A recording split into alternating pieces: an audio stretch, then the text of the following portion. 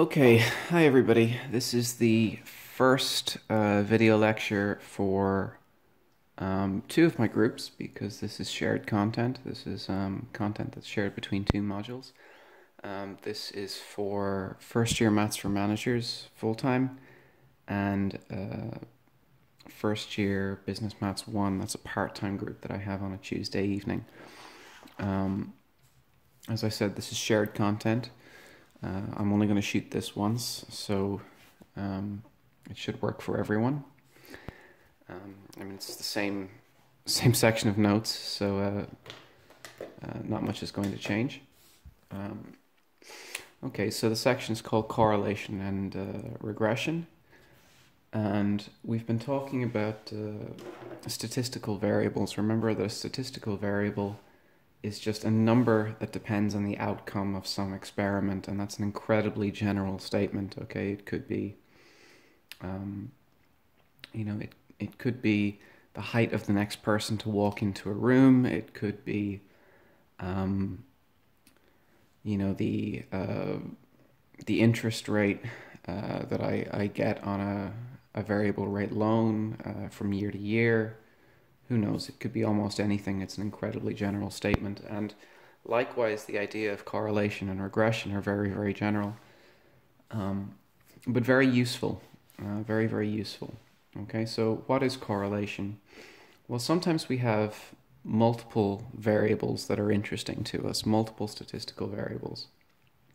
And these variables might naturally tie together in some way.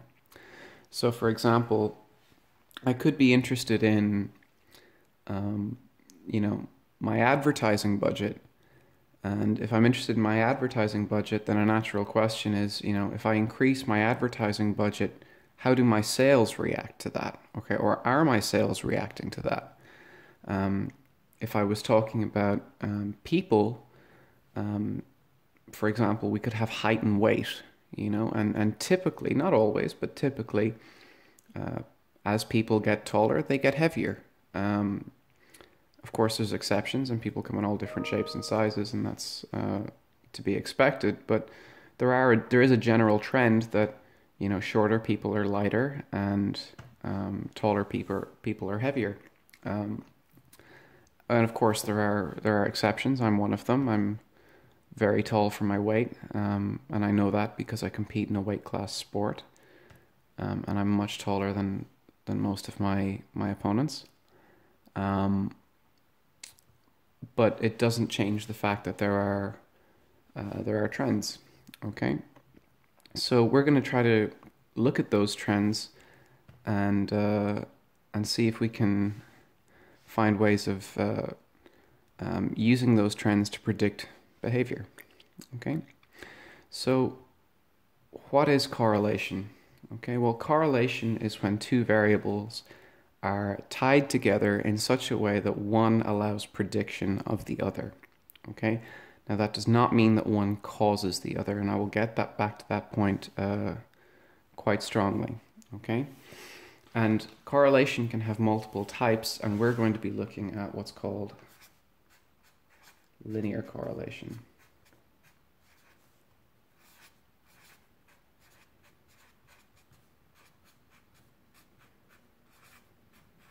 Okay, linear correlation.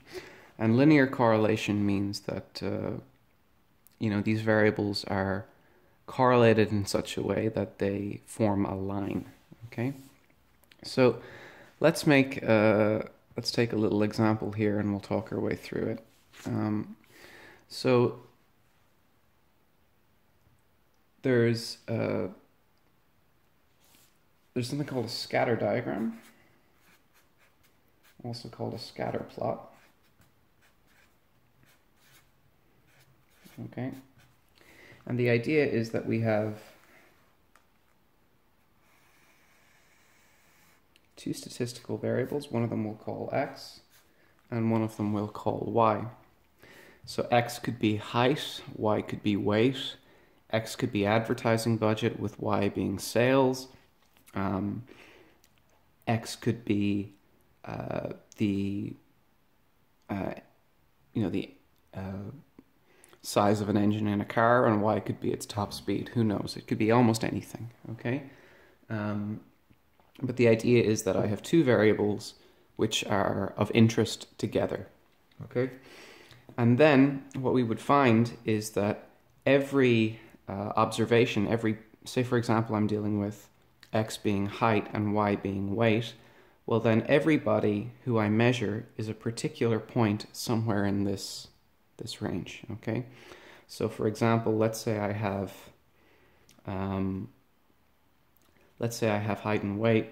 Okay, well let's say that this height here is 6 feet and this is 155 pounds. Well then this dot right here would be me, okay, because I'm about 6 feet tall and about 155 pounds.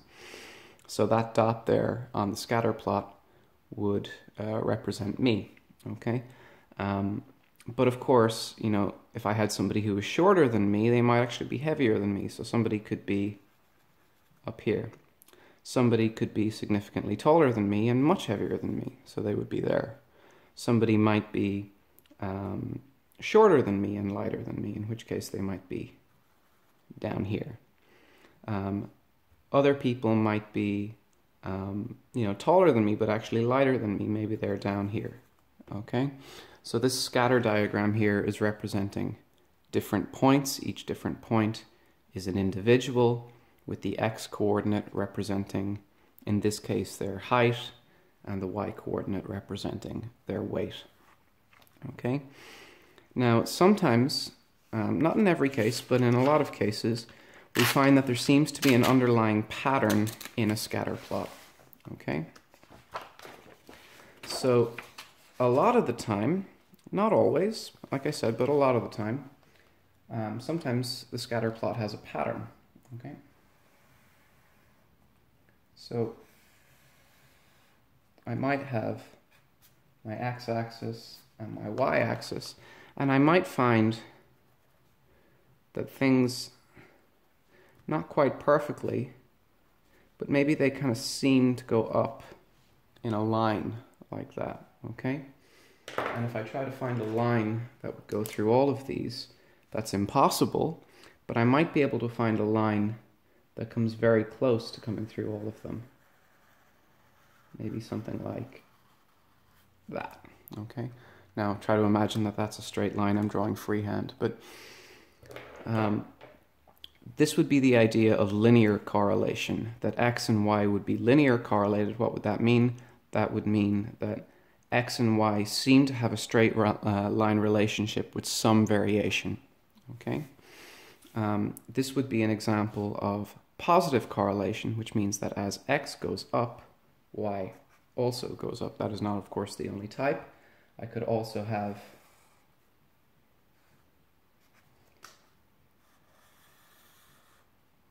the opposite. I could have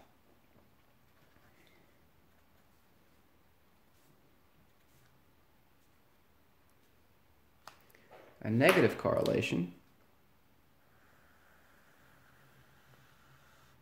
where x goes up as y goes down, or vice versa. Okay, so this is positive correlation.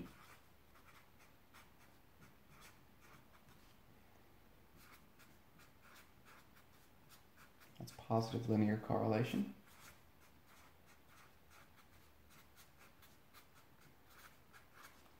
And this would be negative linear correlation.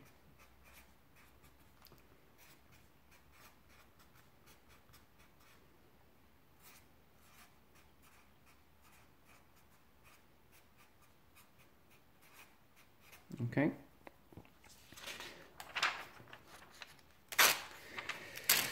Now I want you to notice here that these points are not exactly on the line, okay, but the line is kind of helping me to visualize the relationship between these variables. The variable relationship is close to being on the line, okay? I could, of course, have no correlation.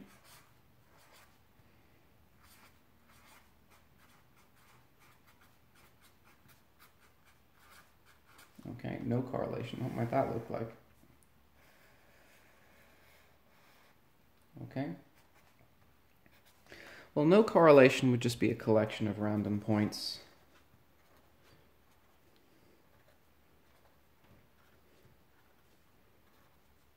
Okay, so there's no line that I can draw that goes, that seems to follow that pattern. Okay, that's just a collection of points with seemingly random distribution, which means that x is not a good predictor of y and y is not a good predictor of x. Okay? These are linear correlations, again, meaning that the kind of relationship between them is a line, but that is not the only type of correlation. I could also have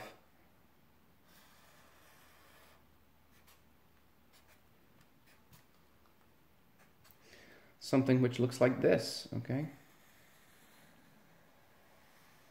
Okay, where x and y seem to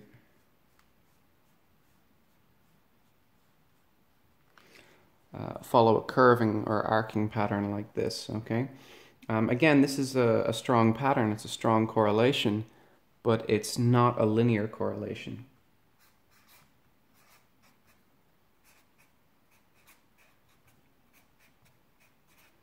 And we won't be looking at correlations that are not linear, okay?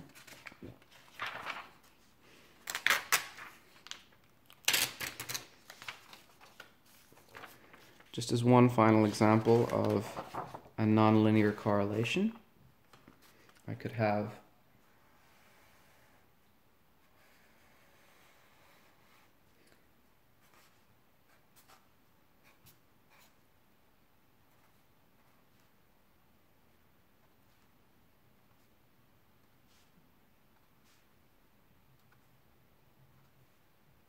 something like that, which when I draw a curve that goes through it all, kind of looks like this. And that kind of wave-like pattern would be a periodic correlation, okay?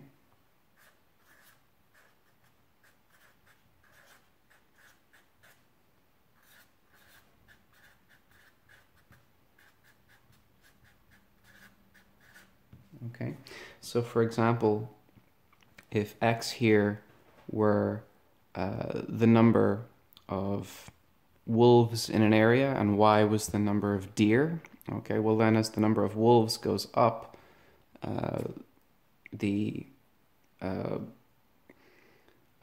deer go down. As the deer go down, the wolves go up, and so on. So as the wolves go down, and so on. So there's kind of cyclic behavior. Actually, that's a bad example. A better example would be seasons. Okay, something that changes over time. So x can be the passage of time or the movement of date or something like that, and y could be maybe the number of leaves on ground. Okay, which we all know peaks in autumn. There's still some in winter, but then by spring, you know, we don't have so many of them anymore. Okay, so that would be an example of a periodic correlation. Okay, now we're going to look at an example. We have an example here, and it says here, this example, by the way, begins on it's page 63 of the notes in the section on correlation. So we'll look at an example here.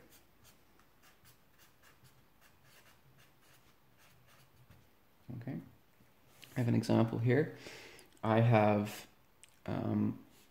10 readings. So this might be a little bit hard to fit with this kind of size of handwriting. Let's try to give ourselves a fresh page, give ourselves every chance of making this look good. Okay, so I have 10 companies. 1, 2, 3, 4, 5, 6, 7, 8, 9, 10 companies. I have their advertising budget.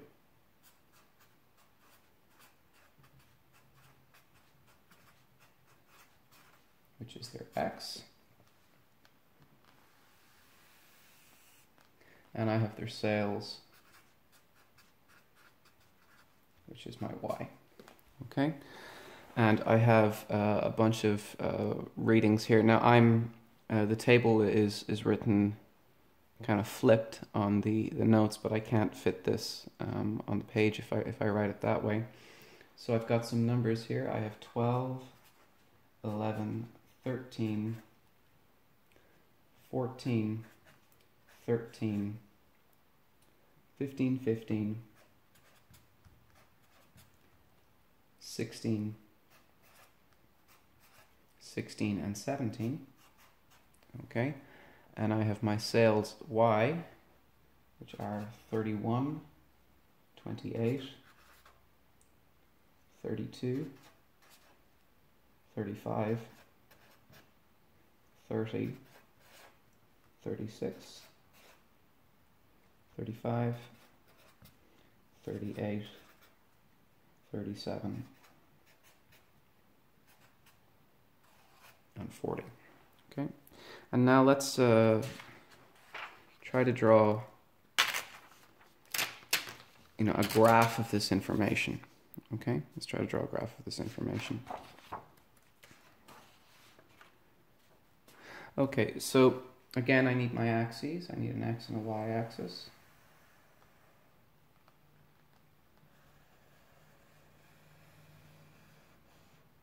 Okay, I don't necessarily need to start at 0. Okay,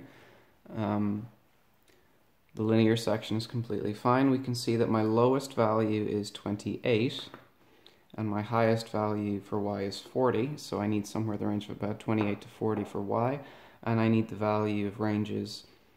My lowest value is 11, my highest value is 17. So if I make this 10, and I make that 20, then I have a value here which is 15, like that. And my lowest value here needs to be about 25. We'll call that 30. We'll make that 35. We'll make that 40. This is my y-axis, that's my sales. This is my x-axis, this is my advertising budget. And now what I need to do is translate these points onto my graph. So 12 is about here, okay, and I have about a 31, which is about here. So that's my first point, okay. Then I have 11 and 28, which is a little lower and a little bit lower down. So that would be about here, okay. And again, I'm drawing freehand. This isn't going to look great. I've got 13, gets me 32, which is about halfway up. So about, here maybe. Okay. 14 has 35. 14 is 35, which is about here. Okay. I have 13, which brings me to 30. So there's another one which is right below that. Okay. I have 15 at 36, so 15 is about here. Okay. I have another 15 at 35, so there's another point right below it. I have 16 and 38. Now 16 and 38 would be about here. Okay. 16 and 37, one right below it. Okay. And we have 17 and 40. 17 and 40 will be like maybe here. Okay. So again, drawing freehand, it's not perfect. Okay.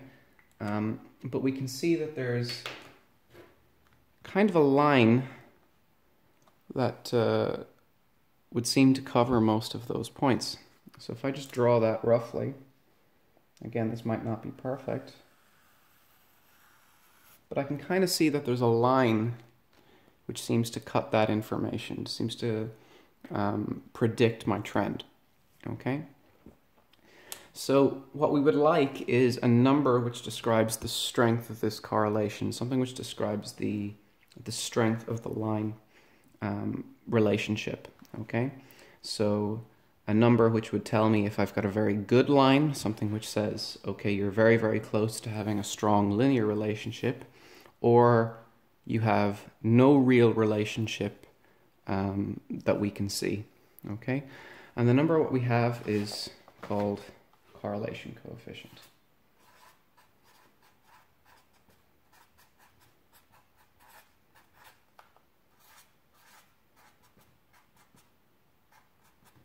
Coefficient. My spelling is questionable. So what does that do? It describes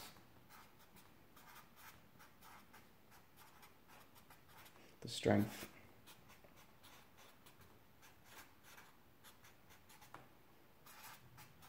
of the linear correlation.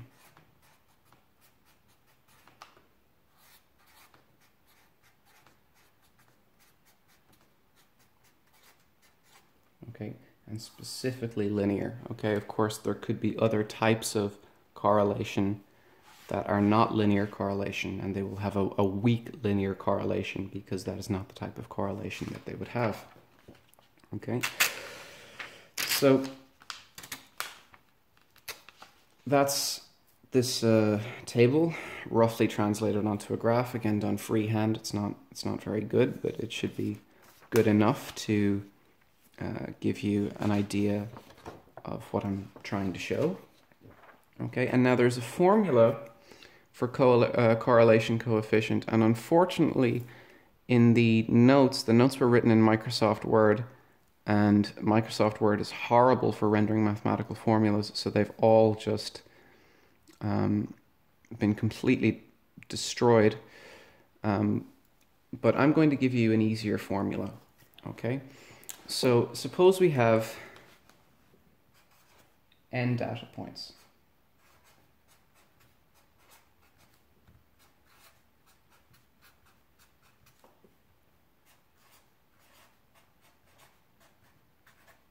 Suppose we have n many data points.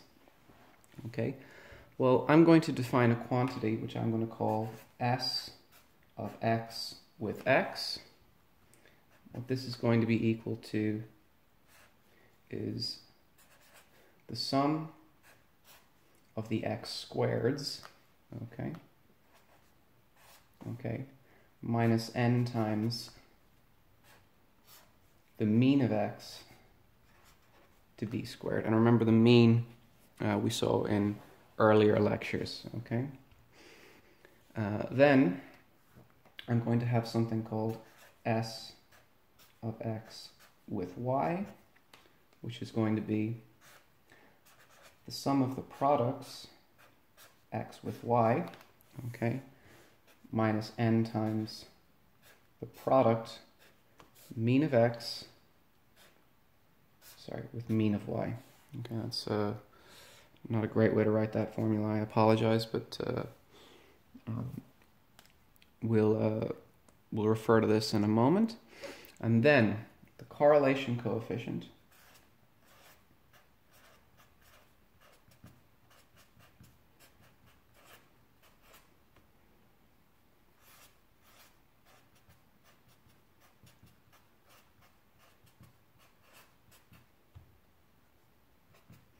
is called or, lowercase or, and what it is it's S of x with y,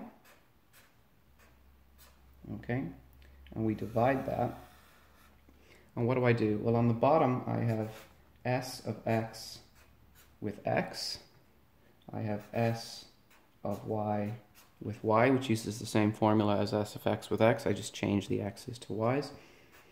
I multiply those things together, and I take the square root. Okay? Now, if I try to do this all in one go, I end up with a really ugly looking formula, which I don't like to teach. Okay? I would rather we worked out the ingredients that we need for these formulas and then put it together in here at the end. Okay? And then we'll talk about how we get the correlation coefficient. So I'm going to stop this video here, and then in my next video I will start using this formula for this example with these numbers. Okay, so that will be my next point here. Okay.